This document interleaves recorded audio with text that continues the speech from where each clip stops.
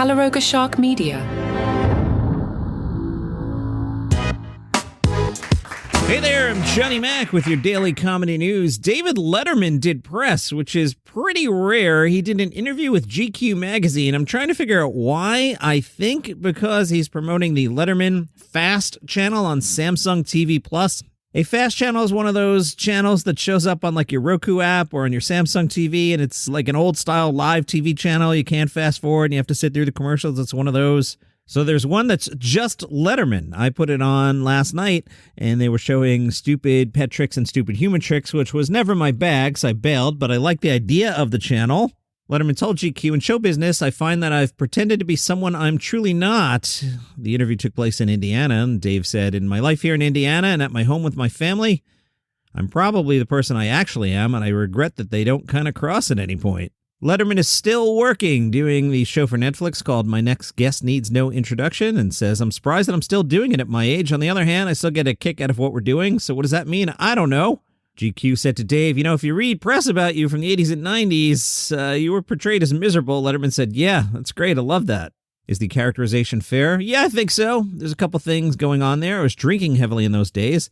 That may have provided some fuel for misery. And I guess not achieving what I imagine to be like, you take Johnny Carson. There's never going to be anybody as good at that kind of show as Johnny. Nobody better. Maybe there are people now who are excellent broadcasters and as good as Johnny, but nobody better. I'm trying to think if there's anybody right now who's as good as Johnny. I don't think so. Colbert's definitely not. Fallon's definitely not. Is Kimmel as good as Johnny? I don't think so.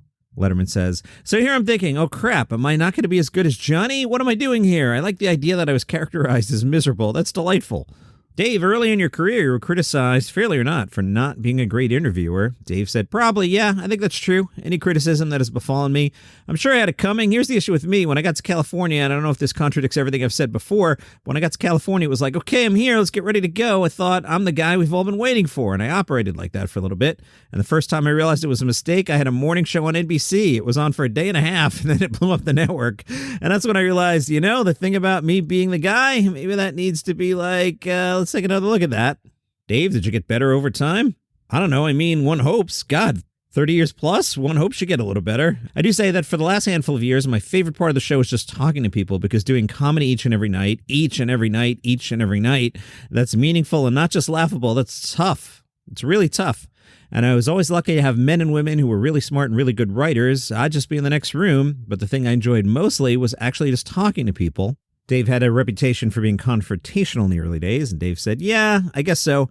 I will say that also in those days, it was probably under some real or imagined mandate that would provide energy that would help the show succeed, but no, that's right. GQ, Dave, your reputation in your show years, accurate or not, was not social. Dave said, I felt like wherever I'd go out, there'd be an expectation in which I couldn't live up to, which was, here he comes, he's going to do a show, he's going to be funny, we're going to be entertained. I kind of felt like that expectation takes quite a lot of energy, so I didn't want to bleed it off before or after the actual show, which was always in desperate need of entertainment.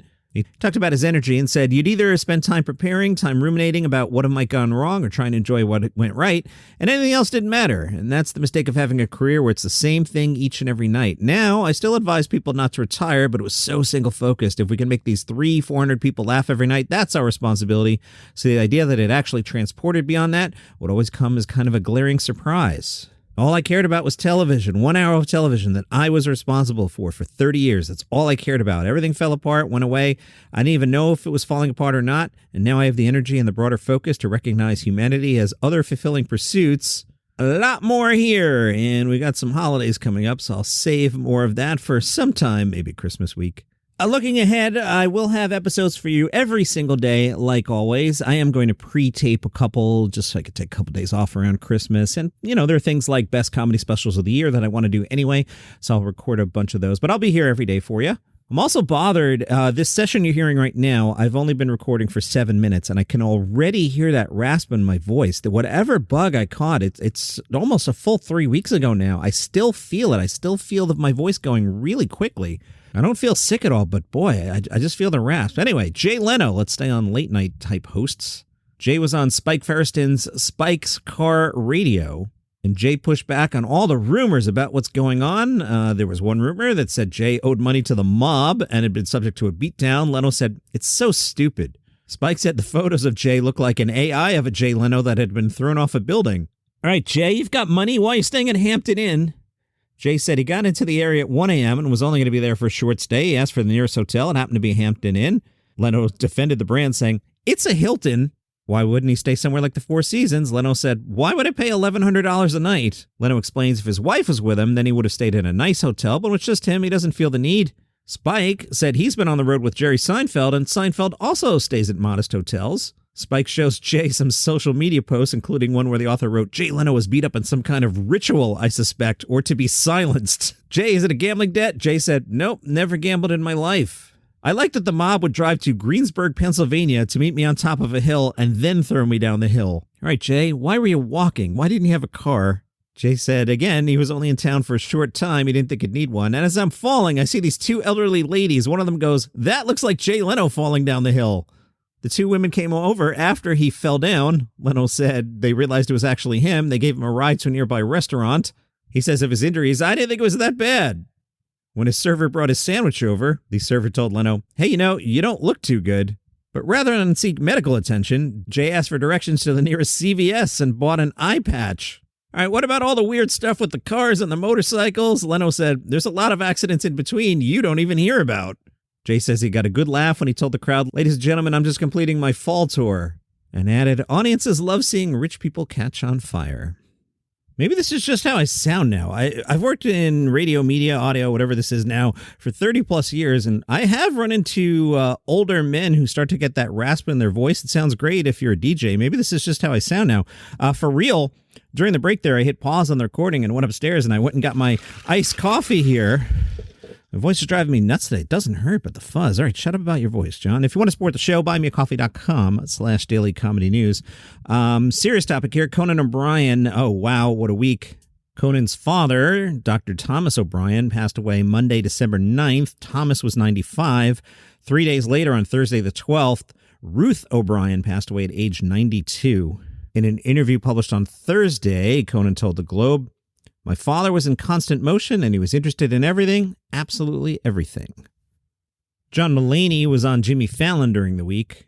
Mulaney was filming a scene for Poker Face and said he's been going back and forth between Staten Island and Queens. "We're at a rundown real-life location like a motel for this one scene, and afterwards, it was this summer, I'm standing there with Miguel, and he goes, 'Oh no, I think I have some bug bites,' and I look down and he's got these 3 red bites, and he goes, 'Oh no, I might have bed bugs from the shoot.'